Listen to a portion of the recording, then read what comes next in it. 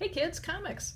Silver-haired Bronze Age babe here, yakking about her comic book collection, and today talking about one of my all-time favorite characters, the Rose and Thorn. Thorn, actually. Her first appearance in the Bronze Age was in this issue of Lois Lane, number 105. Some of you may know that this is one of the books that started my love of comic book reading back when I was a kid. This story, of the Lois Lane story, is fantastic. But what really grabbed me when I was young was the Rose and Thorn story.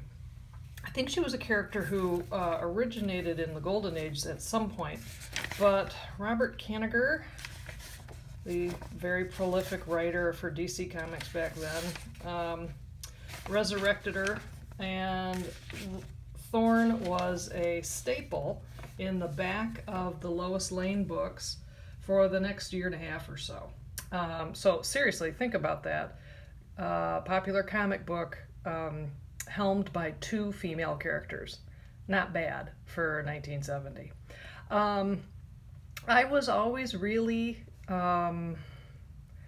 impacted by these images of that character. The gist is that her regular identity was of Rose, a very timid young woman whose father was a police detective who was killed in the line of duty by a crime syndicate called the 100.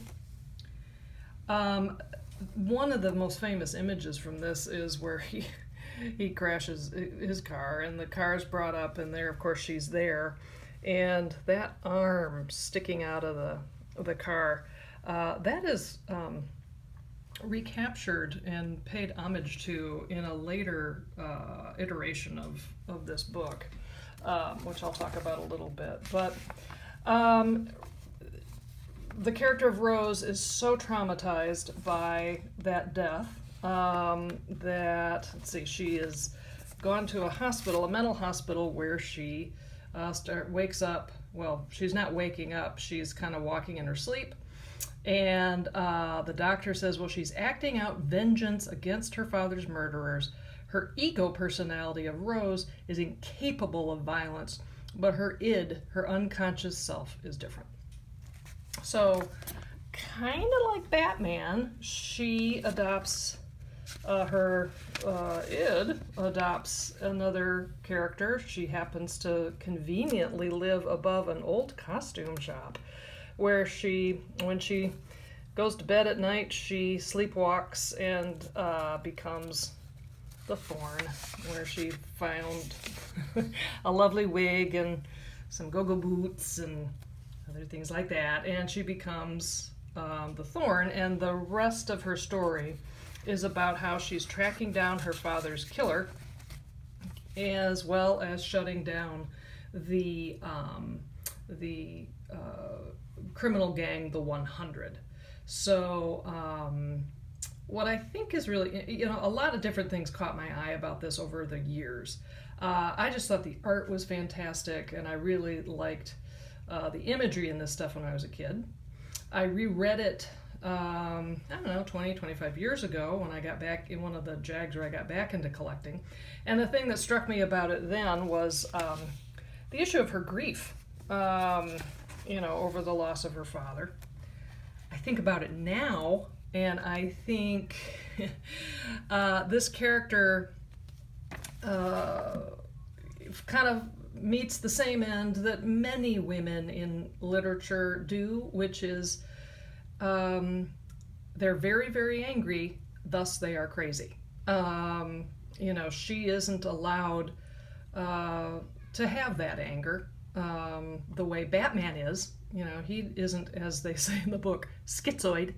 So she has to do this in her sleep and not be conscious of it, which is kind of a shame.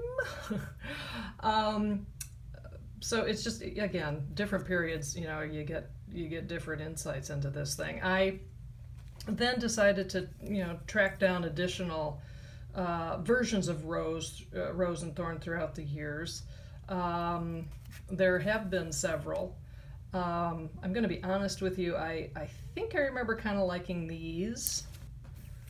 I remember thinking this was a nice adaptation of the general story.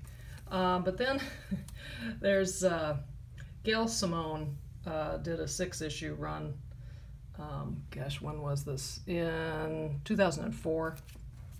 And I picked up all those books, and my old fartiness has set in because I'm not a huge fan of the art.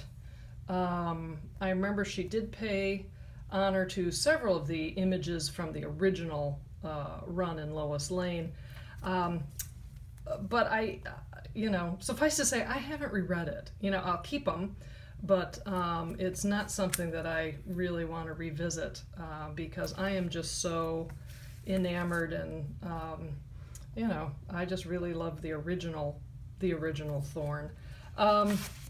They do wrap up her storyline in the Lois Lane book, in terms of if you've read Dead Man stories, if you've read even Batman, it concludes in a very DC way. But I really love this character. I'm glad she has stuck around throughout the years, and I'm just thrilled to have all this in the collection. Thanks so much for stopping by. I'll see you next time.